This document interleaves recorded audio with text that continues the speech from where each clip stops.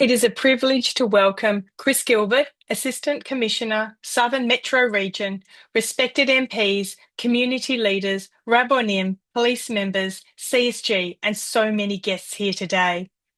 Final touches to the lunch are now being organised. I'd like to thank CSG for hosting this wonderful event in our synagogue and giving me a few minutes to speak about who Sephardi Jews are, our history, especially with this year being the 60th anniversary of the Sephardi Association of Victoria.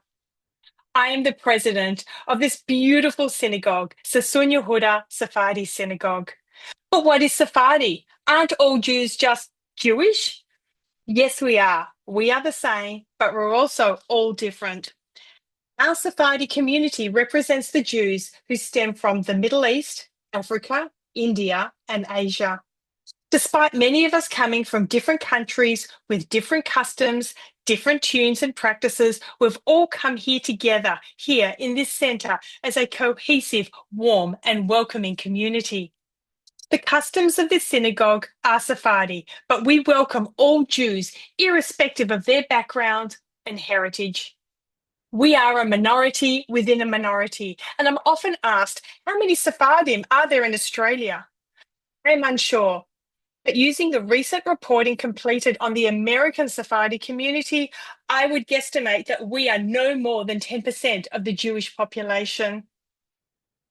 The Jewish community is culturally diverse, where we all have our own customs and traditions based on where our families emigrated from, whether it be Poland or Syria.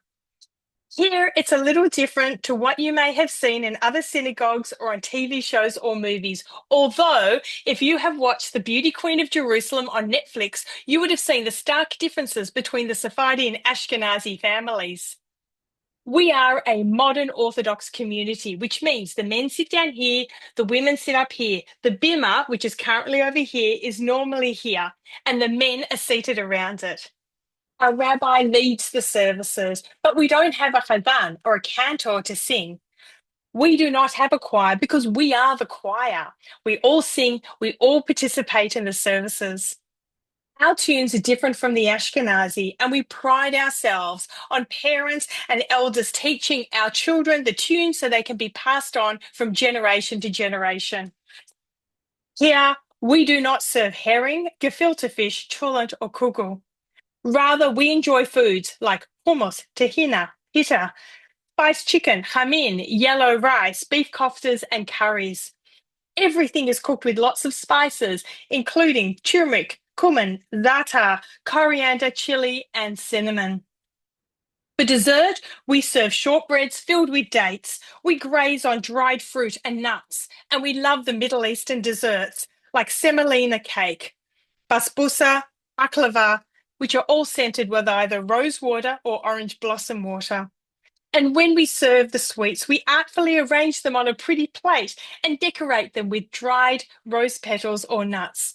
Yes, we cook almost everything with nuts, and I believe we are the only synagogue not to have a no-nut policy.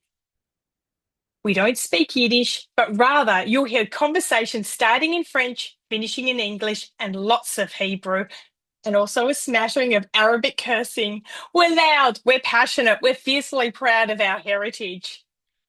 Although Sephardi services were held in Melbourne in the 1800s, there was no synagogue or established organisation to represent the Sephardi Jews. It wasn't until the mid-20th century, with the arrival of the Middle Eastern Jews, did the Sephardim come together with vision and purpose to build a community for future generations. From 1948, almost 1 million Jews were expelled from Arab lands, including Egypt, Iran, Yemen, Algeria, and so many other countries. Many of our members are from the Middle East and were forced to leave or flee. And like my family, they had to leave everything behind, start a new life in a new country. We're truly thankful to have been able to migrate to Australia, coming in as refugees. The Jews of the Middle East were predominantly well-educated and spoke multiple languages. For example, my dad was born in Egypt, educated at both English and American schools and university, and could fluently speak English, Arabic, Hebrew, French, Spanish, and Italian.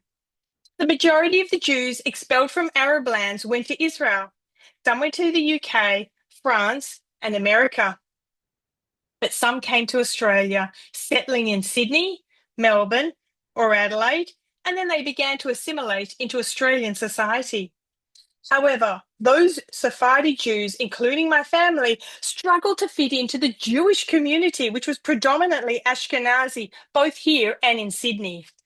They craved a space to pray and socialise that was familiar to them, and so they created the Sephardi Association of Victoria in 1965. For years, they rented rooms to pray in, and finally, in 1974, they had their own synagogue in Melbourne. But in 1995, we relocated to Balaclava, to this beautiful synagogue, and we have been here ever since.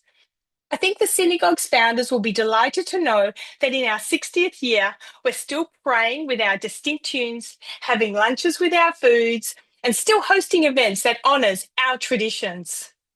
I am proud of our community because, in essence, we've maintained our identity on three levels: as Sephardim, as Jews, and as Australians. As Justin mentioned, we now have a Jewish museum that is solely dedicated to Sephardi history and culture in our hall, the Sephardi Heritage Museum Australia, and I encourage you all to have a look. It's still a work in progress, but we are currently working on education programs for adults and teens to showcase and teach about who we are. The Holocaust impacted all Jews, not just those from Eastern Europe. The Nazis wanted to destroy the entire Jewish population, and after murdering most of the European Jewry, including in France, the Nazi armies headed south towards the Middle East. On their way, they obliterated entire Sephardi communities in the Balkans, as well as Greece and Italy. Many of the communities have disappeared. Everything is gone, which is why it's so important for us to remember them in our small museum. With his sights set on the Middle East, General Rommel had a list of all the Jewish males in Egypt, including my dad's name, my uncle, my grandfather, and so many others. They were to suffer the same fate as the European Jews and be murdered in extermination camps. It is thanks to the Australians, the Rats of Tobruk, and the Allies for bravely saving the Middle Eastern Jews. This was a turning point in the war, and the Jewish community in Egypt of almost 100,000 was saved, including my family. We are thankful to be hosting this year's Shmooze with the Blues. Thank you all for attending, taking time out of your busy lives to come today. It's an honour to have you here. I would like to thank CSG for hosting this wonderful event in our synagogue. It's an honour for us, and I would like to sincerely thank Justin Kagan, Dion Phillips, and the entire CSG team for their ongoing support to our community. A big thanks to Daniela Barr from the event curator for the stunning Middle Eastern styling she created, and thank you to all the donors who generously loaned their beautiful pieces to enhance today's event.